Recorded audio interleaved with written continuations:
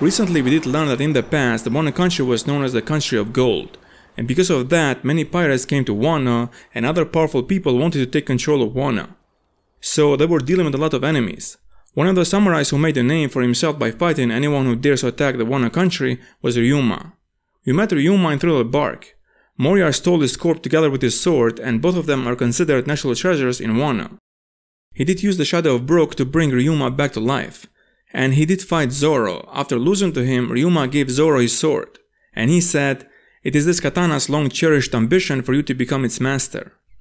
Among other things that Kyukimaru did reveal about Ryuma is that he did slay a dragon that did come in Wano. Was it an actual dragon, or was it a person who had eaten the dragon mythical devil fruit? Let's talk about the first one. There are stories where dragons are not portrayed as animals, but as intelligent creatures that can speak and understand the world of humans. One of those stories is The Hobbit, written by Tolkien. He has also written the Lord of the Rings books and the Silmarillion. In the Hobbit story, there is a kingdom that is known for gold. No other kingdom has more gold than this kingdom. And a dragon came to this kingdom because he wanted the gold for himself. The dragon was no match for their armies, and he took over this kingdom and their gold.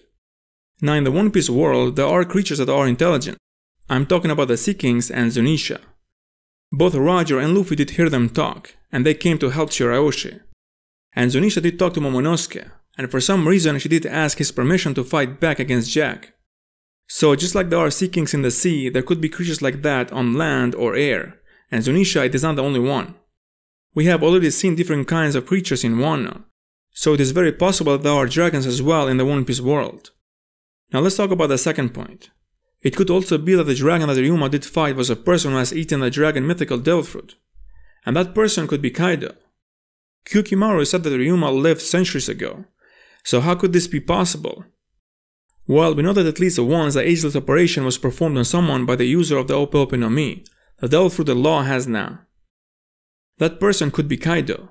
And if this is the case, then it would answer a couple of questions about Kaido. There are a lot of mysteries around Kaido, and that could explain some of the mysteries. Maybe this is why Kaido is called a thing and not a human. I don't think he is called a thing just because he is strong. Because in the One Piece world there are people who are crazy strong. I made a theory a while ago about Kaido's powers, and there I talk why Kaido is different from the other powerful people in the One Piece world. The link to that video is in the description. There are a couple of things that could be hints that Kaido has been living for a long time. When we first saw Kaido, he did jump from the Sky Island to see if he can die. It could be that he has been living for so long and he is sick and tired of living, because I don't think that he is depressed or anything like that. He is living better than a king. He said, let's start the biggest war this world has ever seen, because a war this mundane is not worth keeping around. He is just bored out of his mind, and this boredom could come from the fact that he has lived for so long. The other thing is that he was surprised that he did not die. How come that he doesn't know how his body works? I did talk in more details about that in that theory about Kaido's powers. Kaido was given a death sentence 40 times. Now, I don't think these sentences were given by pirates, because if they want someone dead, they would just kill him and not tell him beforehand. So these death sentences were given to him by the governments of different countries. The reason why I think the sentences were given by different countries is that if it did not work the first few times, then why try again? The definition of insanity is doing the same thing and expecting a different result. But I also think that those death sentences were given to Kaido at different times, because of the high number of them, and also why would Kaido go and commit crimes in many countries in a short period of time? And when they failed to execute Kaido, I think the news of something so unusual would travel fast in other countries, and they would want to avoid dealing with Kaido, and after some time has passed, this story passed into a legend, and people do not believe it anymore because it did not happen in their time. And that's how I think he got sentenced to death 40 times. Kyukimaru said that the dragon did appear in Wano and Ryuma was the one who fought the dragon. It could be that the dragon was Kaido. We know that Kaido has lost 7 times, so one of the people who did defeat Kaido could be Ryuma.